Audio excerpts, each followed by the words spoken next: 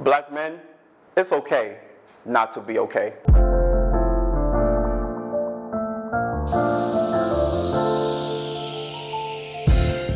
Hi, I'm Pervis Taylor, and you're tuned in to Black Men Get You Some Therapy. Today's topic is anger. Anger at its core is a secondary emotion. The primary emotion is hurt.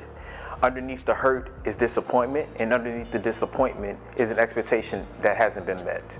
Unfortunately, when we look at anger, anger feels like a much more powerful emotion that we can display and is okay for us to display and acknowledge. The key word to acknowledging anger is just that, acknowledging it.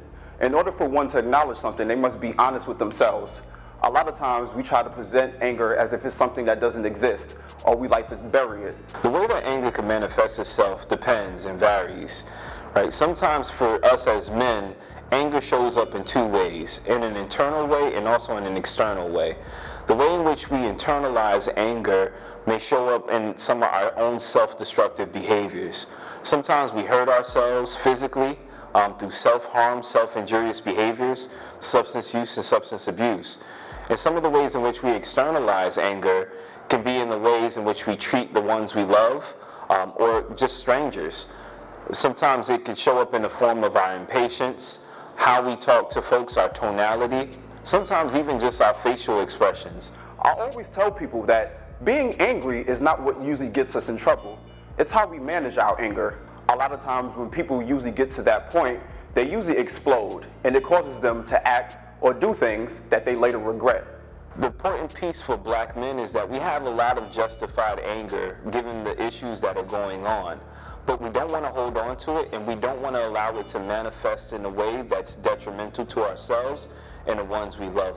We must understand that anger can be destructive or constructive. When it's destructive, we harm ourselves and we harm others. When it's constructive, which is known as righteous indignation, it can lead to change and transformation. It's not about eliminating anger, it's about eliminating the destructive nature of anger. We're emotional beings. Anger earmarks our human experience, and in some cases it can be used for good. For example, Rosa Parks, in her anger, didn't give up her seat, and that led to change and transformation and reformation for us as black people. Interesting enough, I'm not a big fan of the notion of getting rid of anger. When we talk about eliminating anger, anger is something that can't be eliminated, but anger is something that can be managed and controlled.